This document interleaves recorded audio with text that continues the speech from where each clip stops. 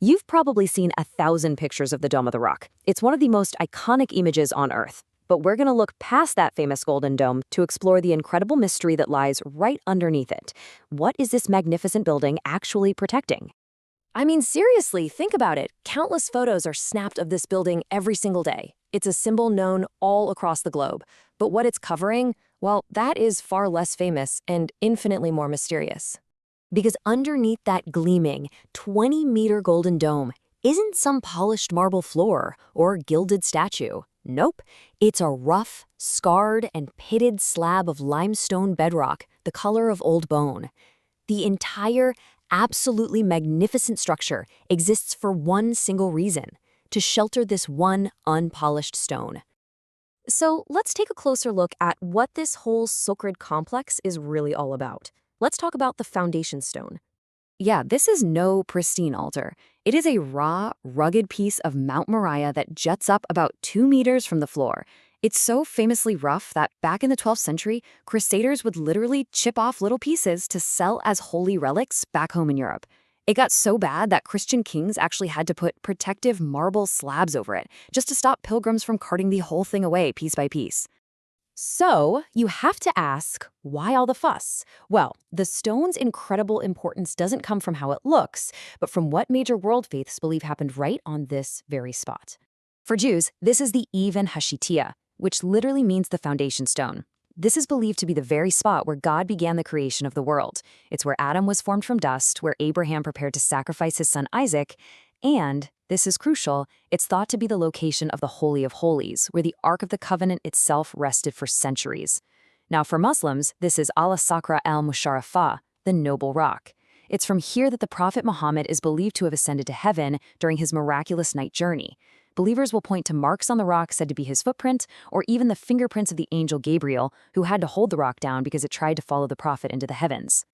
And that story of the rock trying to rise actually created a whole other layer of mystery, because on its southeastern corner, there's a hole, and it leads down into a cave.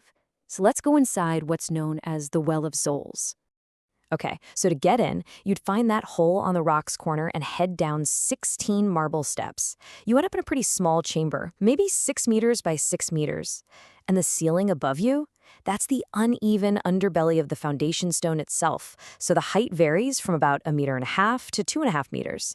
Now, inside you'll find 4 prayer niches for the prophets, but 2 things in here are really strange. First, there's a shaft in the ceiling that goes right up through the rock. Some archaeologists think it could be a leftover from a tomb that's 4,000 years old. And second, and maybe even weirder, there's a round marble slab set into the floor. If you knock on it, it sounds hollow. It's covering some kind of empty space that nobody has opened for centuries. This is actually where the name Well of Souls comes from. An old Islamic tradition says you could stand here and literally hear the spirits of the dead awaiting Judgment Day. But, for all its ancient and sacred history, this entire site was almost lost. It took one pivotal moment in the 7th century to pull it back from the brink of obscurity and put it right back at the center of the world.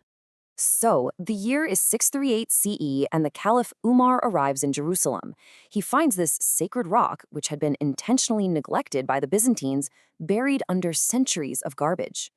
According to tradition, he started clearing away the debris with his own cloak, and his soldiers immediately followed his lead. Just 53 years later, another caliph, Abd al-Malik, would build the incredible dome we see today.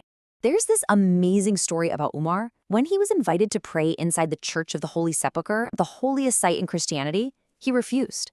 He very wisely said that if he did, future Muslims might use his prayer as a justification to turn the church into a mosque. So he prayed outside, on the steps, making sure the church would be protected. But that rediscovery wasn't the end of the story, not even close. In fact, it just kicked off a new chapter, a series of secret, high-stakes hunts for whatever might still be hidden deep beneath the rock. Fast forward to 1911. You've got this British aristocrat, Montague Parker, who bribes a bunch of guards to let his team dig under the dome, hunting for the lost Ark of the Covenant. When word got out, riots exploded, and his team barely escaped with their lives.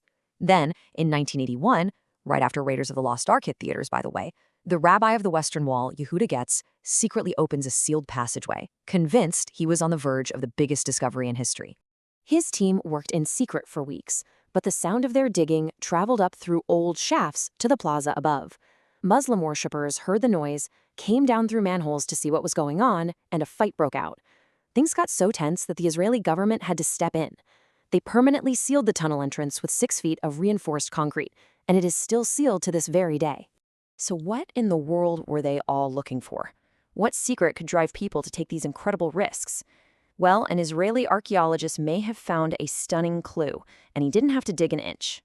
After decades of just studying photographs and old measurements of the rock, an archaeologist named Lean Ridmeyer identified a man-made rectangular cutout in the bedrock. It was right where the Holy of Holies was supposed to have stood, and its measurements were very specific, 1.3 meters by 80 centimeters. And why are those numbers so important?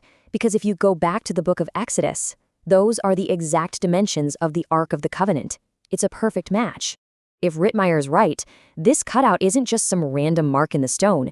It could be the literal footprint of the Ark, the exact spot where it rested for centuries. As for where it went after that, well, that's anybody's guess. So whether you see this spot as the center of the world, an axis connecting heaven and earth, or just a place of immense history, one thing is absolutely undeniable. For 3,000 years, people have fought, they've deceived, and they've risked everything for whatever might lie at the bottom of this mystery. And the question that remains is, with this site being so contested and so deeply sacred, will its greatest secret ever actually be revealed?